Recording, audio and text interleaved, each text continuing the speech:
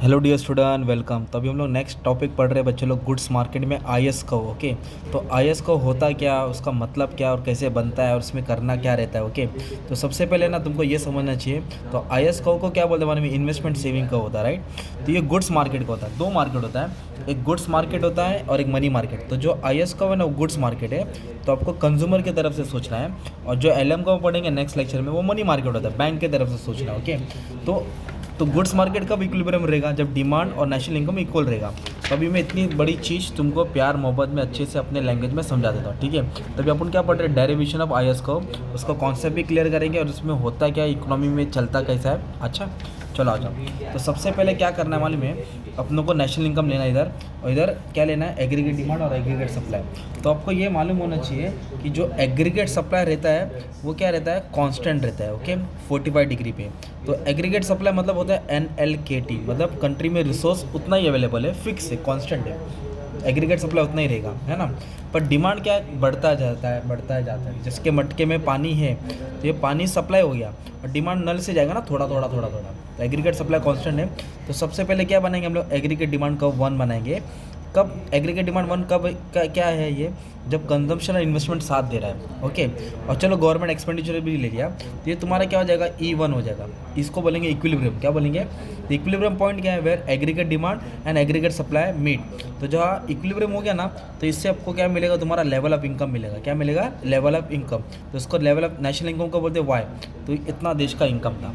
जब देश का एग्रीगेट डिमांड इतना था, देश का इनकम इतना था। अभी हमने क्या किया? एग्रीगेट डिमांड को राइट साइड में शिफ्ट किया। किधर शिफ्ट किया? राइट साइड में। तो इक्विलिब्रियम पॉइंट क्या होगा? E1 से किधर शिफ्ट हो गया? E2 पे। और कब शिफ्ट हुआ? जब कंजम्पशन, इन्वेस्टमेंट, गवर्नमेंट एक्सपेंडिचर के साथ एक्सपोर्ट और इंपोर्ट भी होने लगा।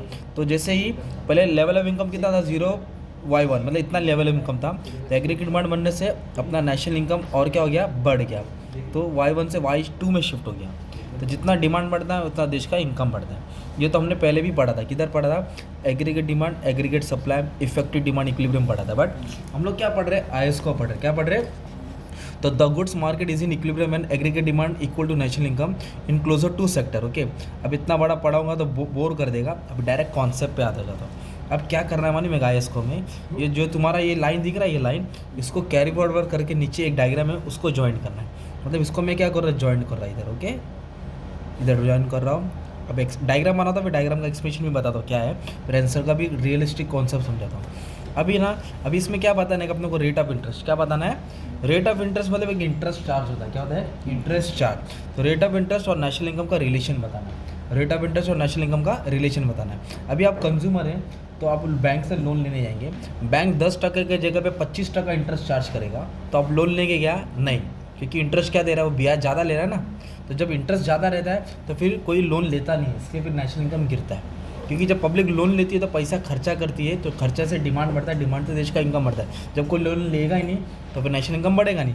मतलब जब रेट ऑफ इंटरेस्ट R1 था, ज़्यादा था, जब रेट ऑफ इंटरेस्ट ज़्यादा था ना, रेट ऑफ इंटरेस्ट ज़्यादा था ना, तो देश का नेशनल इनकम कितना था मालूम है? Y1 था। कितना था? क्योंकि रेट ऑफ इंटरेस्ट ज़्यादा है, हाई इंटरेस्ट में कोई लोन लेगा नहीं एक तरफ से। फिर जैसे रेट ऑफ इंटरेस्ट R1 से R2 हो गया, मतलब रेट ऑफ इंटरेस्ट फॉल हो गया। क्या हो गया? फॉल हो गया। तो जहाँ 10% था वहाँ 8% पर लोन मिल रहा है, तो हर कोई लोन लेगा। जब लोन लेगा तो पैसा क्या गड्ढे में थोड़ी डालेगा? खर्चा करेगा ना। तो खर्चा करेगा तो डिमांड क्या हो रहा है? बढ़ रहा है। जैसे रेट ऑफ इंटरेस्ट फॉल हो गया तो नेशनल इनकम शिफ्ट हो गया। तो तुम्हारा एक कर्व बनता है, ये पॉइंट को ज्वाइन करना है, तो इसको बोलेंगे आईएस को। क्या बोलेंगे इसको? आईएस को। तो ये आईएस को क्या होता है? डाउनवर्ड स्लोपिंग होता है और इसका स्लोप नेगेटिव रहता है। जब रेट ऑफ इंटरेस्ट बढ़ता है तो देश का इनकम कम होता है, और जब रेट ऑफ इंटरेस्ट कम होता है तो नेशनल इनकम बढ़ता है। तो ये गुड्स मार्केट का क्या है? गुड्स। तो यही पॉइंट इधर समझा दिया था। तो IS curve has negative slope indicate inverse relation. कैसा रिलेशन है? Inverse between rate of interest and level of national income. Okay, अब आप इसको कैसे एक्सप्लेन कर सकते हैं? आपने डायग्राम बना दिया मान लो। ओके, डायग्राम बना दिया तो IS curve is downward sloping, when rate of interest fall national income भी क्या हो जाता है मालूम है क्या? फॉल, मतलब रेट ऑफ इंटरेस्ट फॉल होगा तो नेशनल इनकम बढ़ता है। तो डायग्राम आपको समझा देने का था कि एक्स एक्सिस पे क्या लिया तुमने, वाई एक्सिस पे क्या लिया है ना। पहले ये डायग्राम को एक्सप्लेन करा ना, फिर ये डायग्राम को एक्सप्लेन कराना। अब सबसे पहले मीनिंग लिखना है। क्या लिखना है तुमको? मीनिंग। यही एक्सप्लेनेशन है जो मैंने ओन वर्ड्स में बना के रख दिया बच्चा। मीनिंग क्या है तुम्हारा मालूम है? ये लिखना है। देखिए एक सेकंड ना, इधर आईएस को show different combination of national income and interest rate at which goods market is equilibrium. Goods market मतलब you have to consider from the point of view of which point of view consumer, है ना। LM market money market होता है, बाद में discuss करेंगे। LM क्या होता है तुम्हारा, मनी मार्केट होता है, ठीक है। और आईएस का उससे मालूम पड़ता है कि देश का इनकम कहाँ जा रहा है, कौन से लेवल पे जा रहा है, कहाँ तक जा सकते हैं। ये तुम्हारा आईएस का डेरिवेशन हो गया। तो हमको क्या करने का था आंसर का। अब आंसर एग्जाम में कैसे लिखना पड़ेगा मालूम है, ये इतना बड़ा पार्ट है ना, इसमें तो 4 से 6 लाइन मीनिंग बनाने का तुमको, ओके। अब आंसर का प्रेजेंटेशन बनाता हूँ। आपको क्या बनाना है, मीनिंग बनाना है, फिर एक पेज पे डायग्राम आ जाएगा, फिर डायग्राम का एक्सप्लेनेशन। ज़्यादा नहीं लिखना डायग्राम का, हाफ पेज लिखने का, मतलब 1.5-2 पेज का ही आंसर रहेगा, ठीक है। तो तुमको पूरा मार्क्स मिल जाएगा। आंसर 10 मार्क का 8 मार्क का आएगा, राइट।